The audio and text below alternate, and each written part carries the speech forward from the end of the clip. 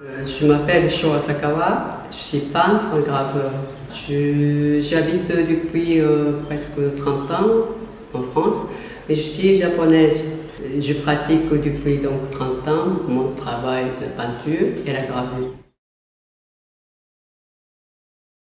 Pour moi, c'est une chose vraiment importante de travailler d'après la nature. D'après la nature, ça veut dire que je vais devant la nature, soit montagne, soit la fleuve, la rivière, la mer.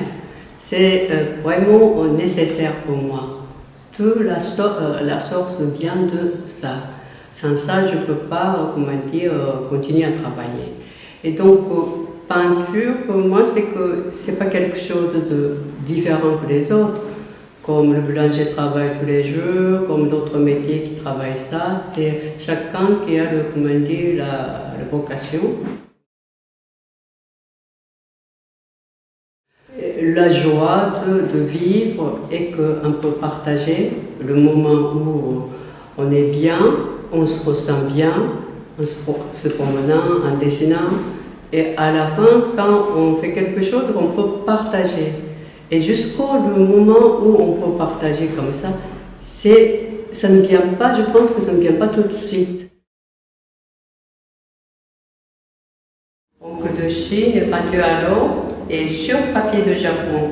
Papier de Japon qui est fait soit à la main, soit industriellement. Je mets la par terre et que comme ça, la vision est très large. Donc il n'y a pas de, limite de l'espace et ça peut être donc, le grand format, le petit format, même si je fais le petit trait de dessin figuratif, de préparation. Après, Oncle de Chine qui me permet moi-même d'épurer de cette image pour que ça aille un peu plus loin. L'atmosphère de paysage du Japon, comme nous, on a entouré de la nature avec beaucoup de l'eau dans une île qui a beaucoup d'humidité dans l'air.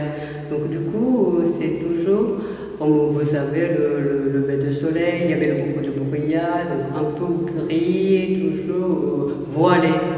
Du coup, pour moi, c'est familial d'utiliser un couteau qui est monotone. Monotone, mais c'est qu'il y a beaucoup de couleurs, différentes couleurs.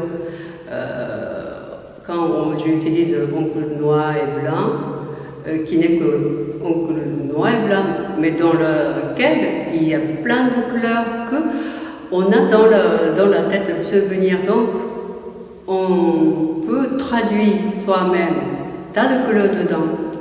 Mais c'est que moi j'admire la peinture occidentale en France aussi, parce que la luminosité est tout à fait différente. On le voit, le pétillant de la couleur, et c'est vraiment fascinant. Mais moi-même, est-ce que je peux le faire? Et que moi-même, est-ce que je peux le faire plus à l'aise, plus facile, ce qui est important pour moi, pour transmettre à quelqu'un, c'est de oncle de Chine sur papier de Japon.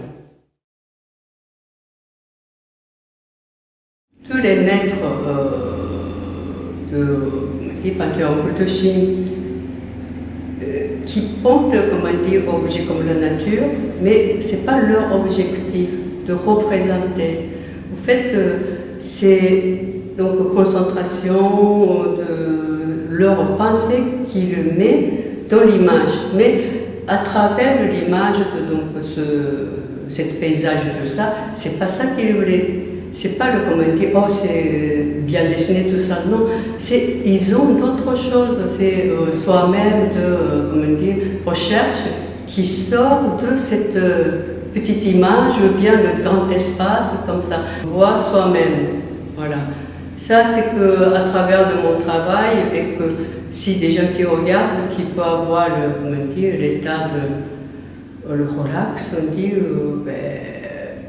j'ai pas de message à dire comme ça, mais c'est pas le slogan, ni rien. Mais quand on le voit, et que voilà le moment devant mon tableau qui peut proposer, ça sera vraiment mon souhait. Au moment où on présente abstraction.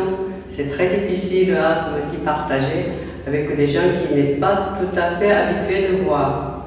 En culture, quand je le fais, je peins. L'espace est très important. Vous voyez, c'est pas du tout important pour moi. Pour moi, c'est l'espace qui va au fond et de revenir et de là, c'est important. Du coup, pour que vous ressentiez de cet espace, je fais ce céramique, je fais faire, cuire. Mais là, c'est le blanc de cette forme, et là qui va à droite et gauche, que je l'ai fait pour que vous ressentiez. Quelque chose que je ressens, c'est quelque chose qui vient de au-delà comme ça. C'est des sensations comme ça qu'on voit. C'est pas le moment où on pratique, c'est après. Quand on ne pense plus, on peut un peu négliger de technique. C'est là qu'on peut, comment dire, obtenir. C'est ça que je pense la beauté de l'art. C'est quand on est simple et sincère, et puis, comment dire, un peu plus comme noblesse aussi.